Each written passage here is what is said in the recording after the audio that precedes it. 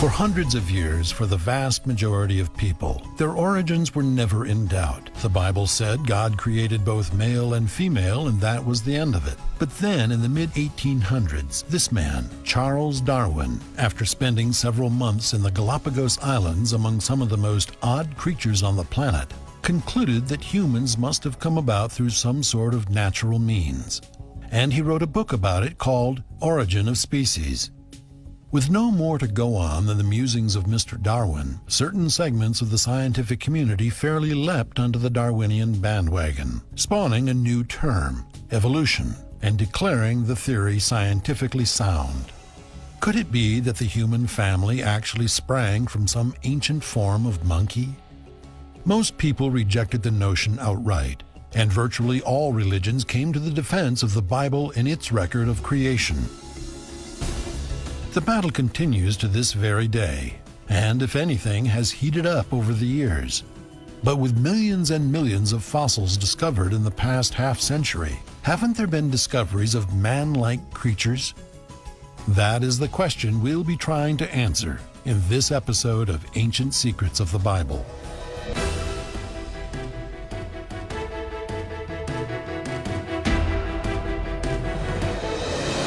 For over 150 years, various scientific disciplines have waged a vigorous and unyielding war on the fundamental concepts taught in the book of Genesis. Why then is it that today the assumptions of the evolutionists are being questioned, not just by creationists, but by other scientists as well? The late Dr. Arthur C. Custance, a Ph.D. in anthropology and the author of the 10-volume Doorway Papers, was a fellow of the Royal Anthropological Institute and a member of the New York Academy of Sciences. He wrote, "So basic are these erroneous assumptions that the whole theory is maintained in spite of, rather than because of, the evidence. It has become, in the strictest sense, irrational. Yet concepts which challenge the theory are almost never given a fair hearing." But if the basic tenets of the theory of evolution are so easily dismissed by prominent scientists, how could it be that these ideas and concepts have taken such a firm hold on 20th century thinking?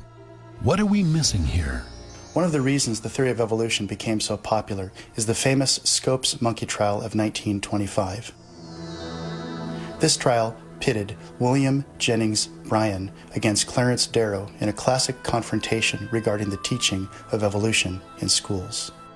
The paradox that happened during the Scopes trial was that the creationist won.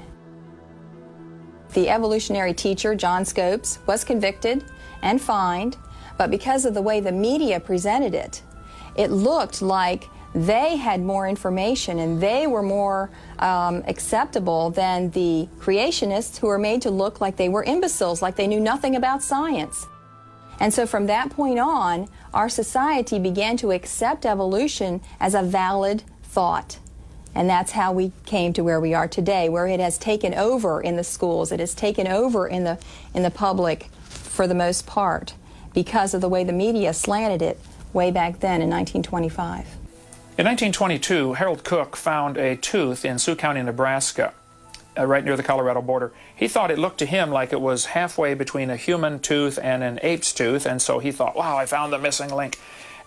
He built an entire skeleton based on this one tooth, and then built a guy a wife, also based on the same tooth, and was going to use it as evidence in the Scopes monkey trial as proof for evolution. And it turned out later the tooth actually came from a pig. So a Nebraska man was a fraud. Was the Scopes trial the watershed so far as evolution was concerned? Weren't there other findings? Archaeologists have claimed for years that they have been digging up the remains of early versions of man all over the globe. What about Piltdown Man? The Piltdown Man was a deliberate hoax. It was a human skull and an ape's jawbone that they filed down to make them fit together, treated them with acid. It fooled the experts for 40 years. Because what happened, they made castings of these, like this one I'm holding in my hand. This is a casting, actually just plaster. And so you cannot tell where the seams are, what was actual bone, what was clay filled in. The original is locked in a vault someplace under armed guard where nobody ever gets to see that, or very, very rarely. And so for 40 years, the Piltdown hoax was in our textbooks as evidence for evolution. The Neanderthal skeletons that are used as evidence for evolution today are just humans deformed from old age or rickets or arthritis. When the first one was found, the back was bent over, and since man walks upright and apes walk on four legs, somebody thought, wow, this is a missing link, you know, halfway between the two, and it's just an old man with arthritis.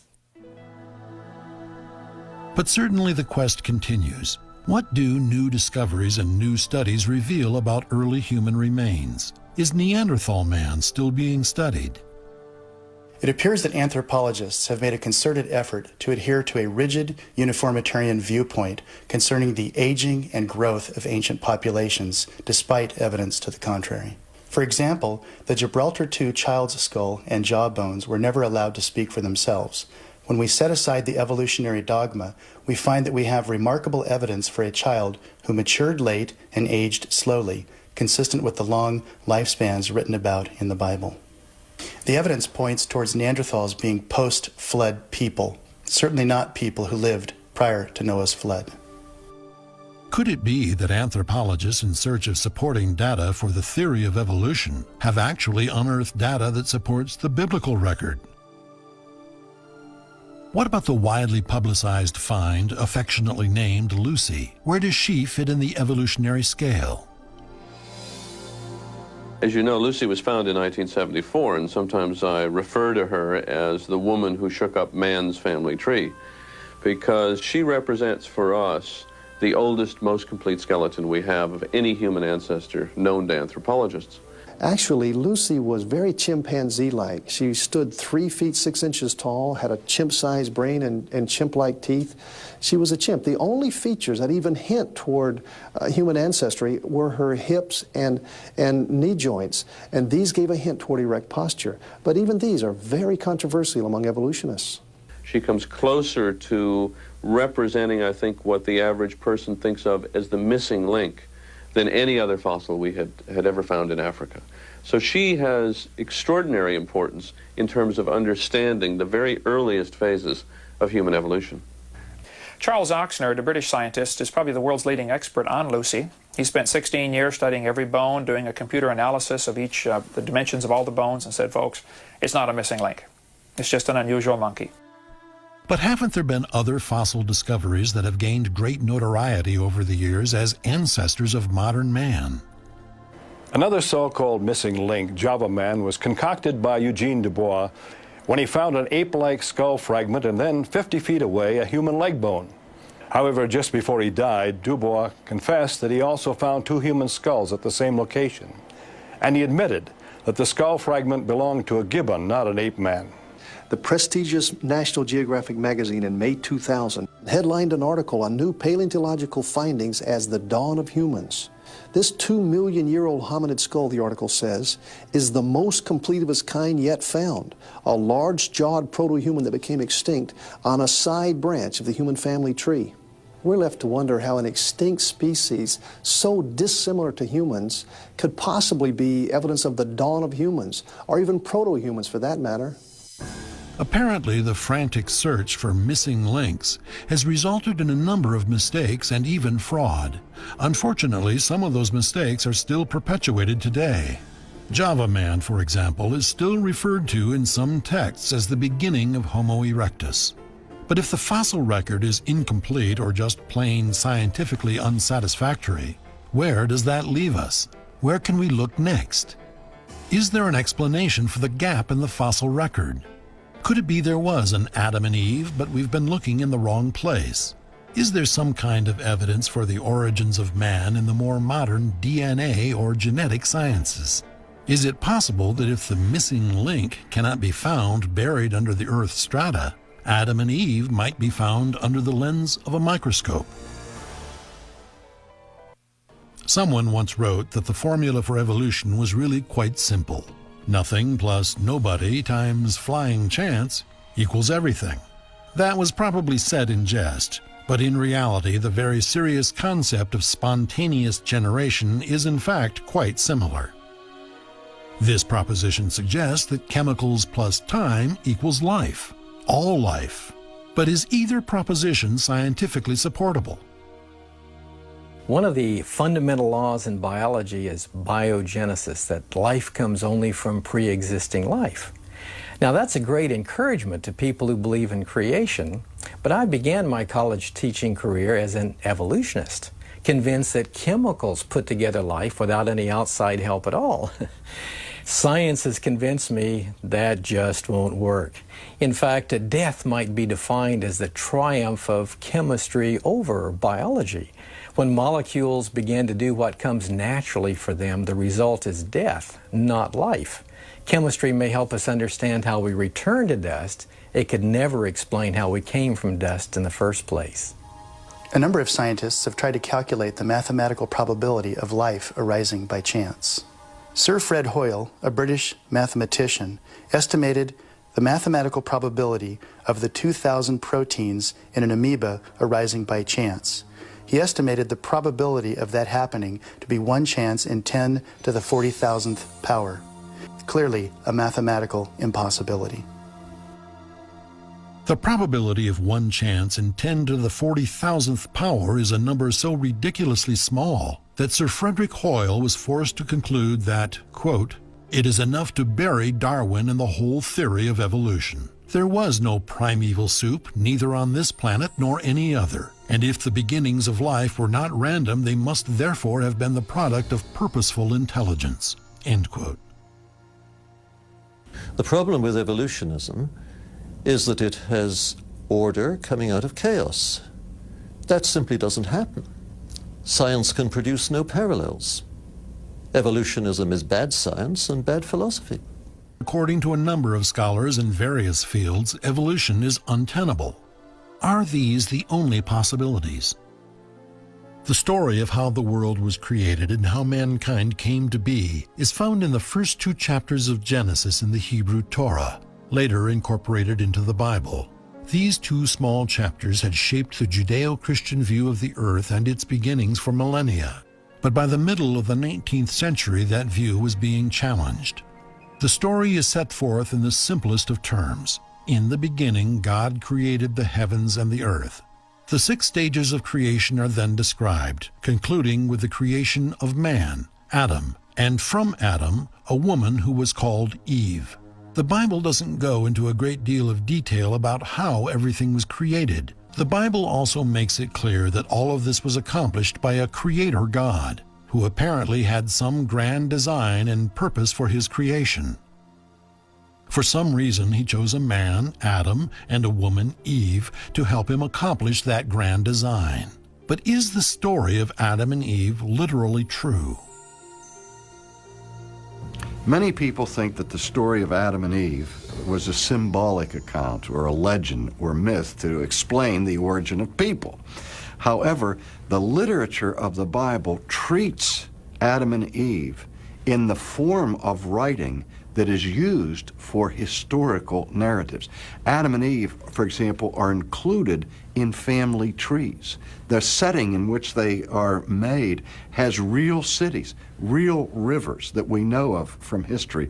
Now, if there are people who say, I don't believe it, but the Bible certainly introduces Adam and Eve as historical figures. Archaeology, history, science are all friends of the Bible. I want us to find out as much as we possibly can in all those disciplines, because every time we find out more, it ends up supporting what the Bible says. So we do have historical evidence that supports what the Bible says. We have archaeological evidence. It seems every time we find something new archaeologically in the Holy Land, it ends up supporting what the Bible says, never contradicting it. So other disciplines, whether it's history or science or archaeology or literature, invariably end up supporting what the Bible teaches and its historicity and its validity and its truthfulness. Or could it be, as the evolutionists believe, we are here simply because we beat the odds? But if that's the case, how can we account for the gaps in the fossil record? There is now a new conceptualization of the evolutionary process that addresses that problem. It doesn't replace the idea of a primordial soup and all life commencing from nothing, but it does have some interesting implications for the Darwinian concept of natural selection.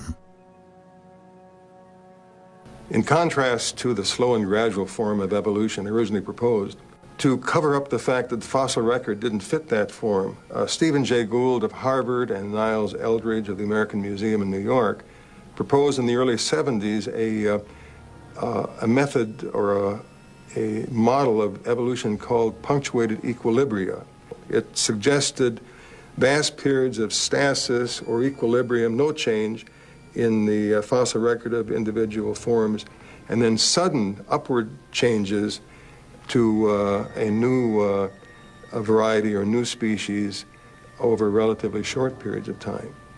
But that didn't fit the record either, because in either case, transitional forms are needed, and they are not existing.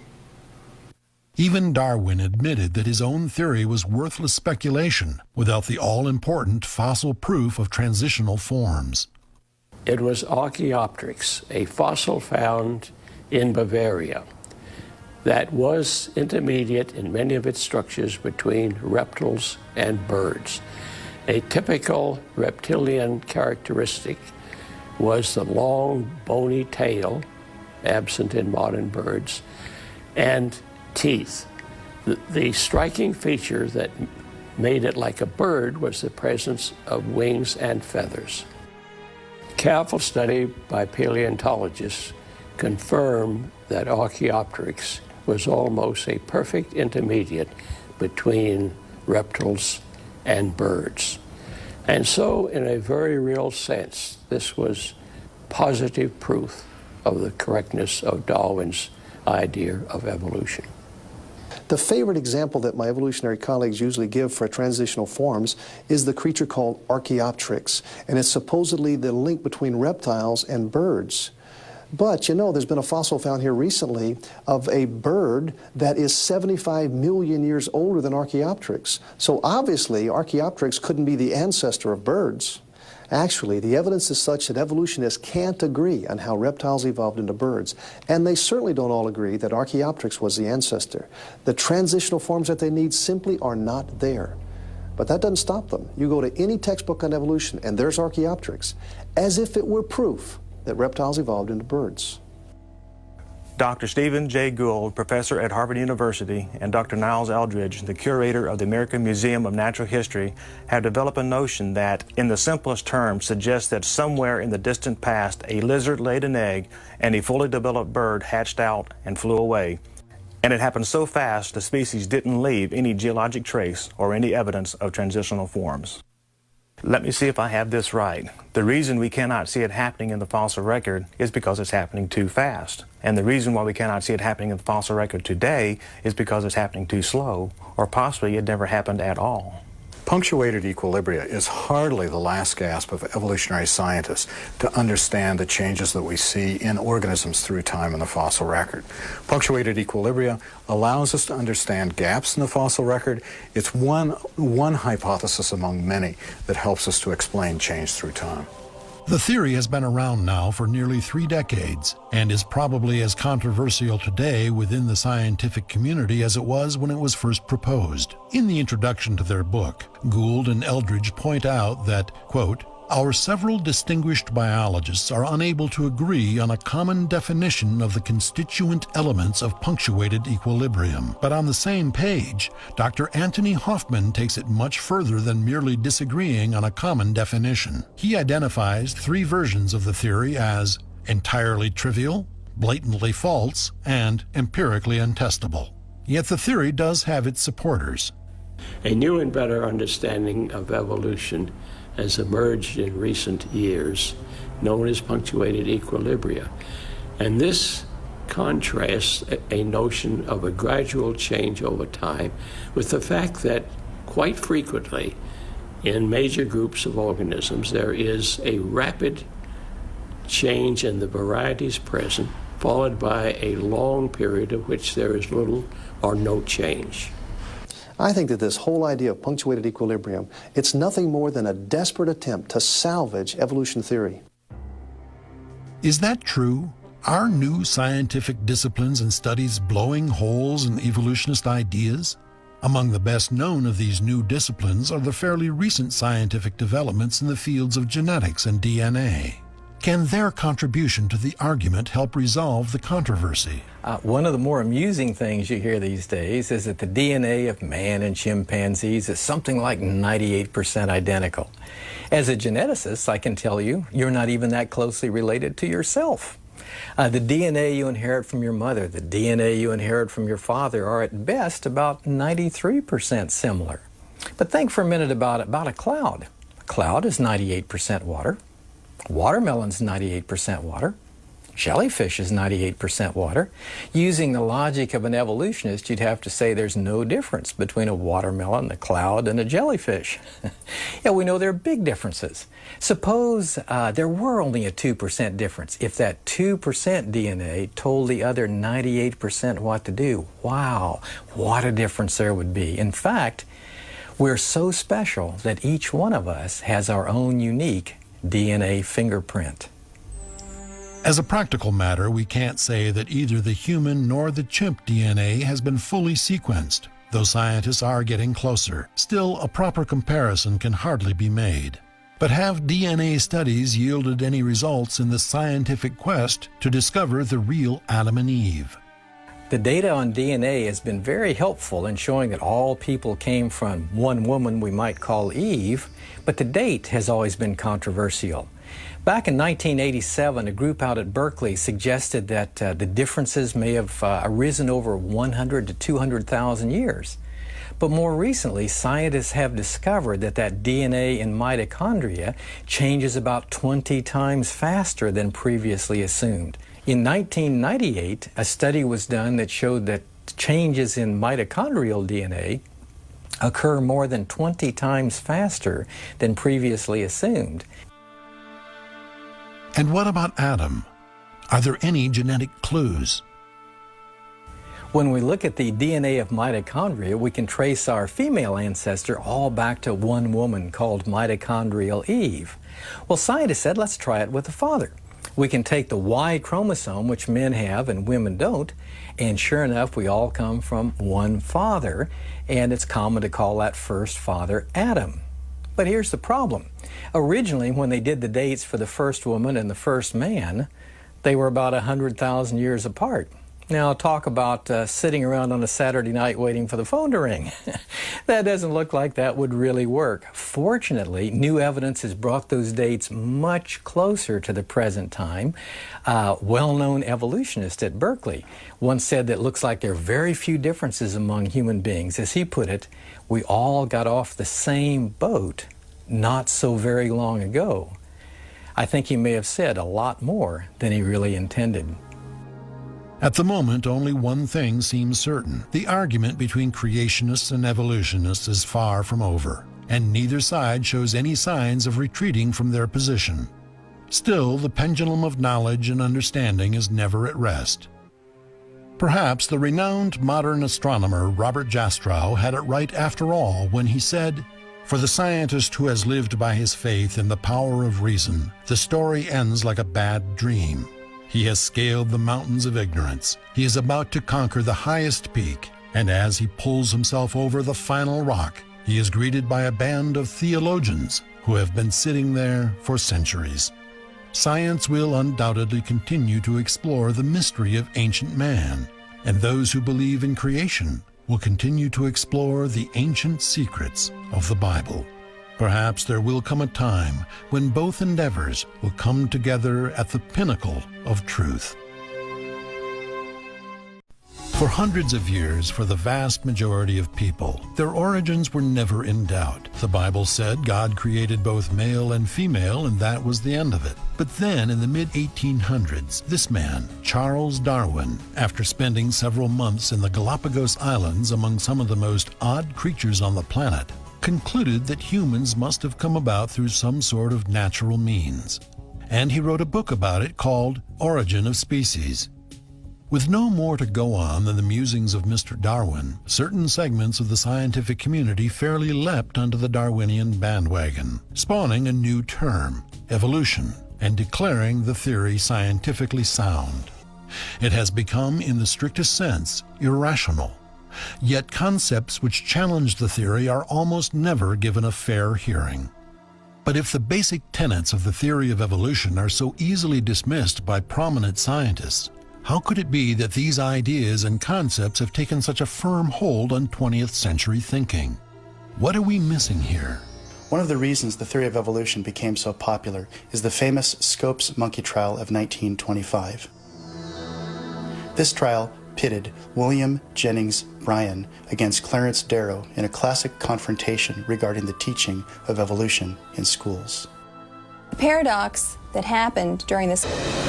For over 150 years, various scientific disciplines have waged a vigorous and unyielding war on the fundamental concepts taught in the book of Genesis.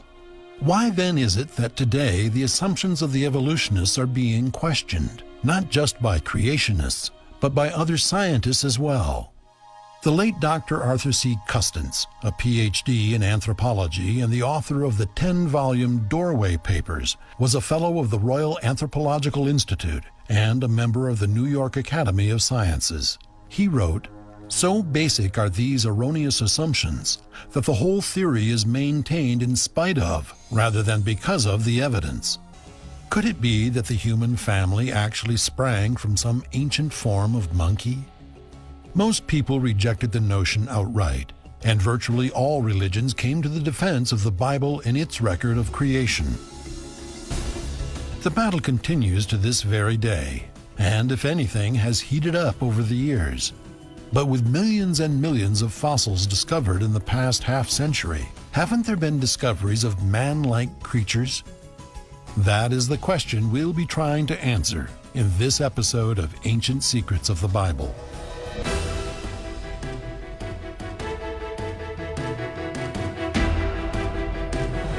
Scopes trial was that the creationist won.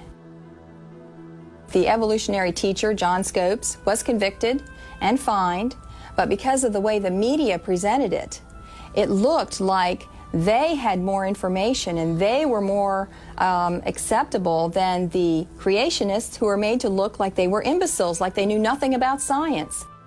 And so from that point on, our society began to accept evolution as a valid thought.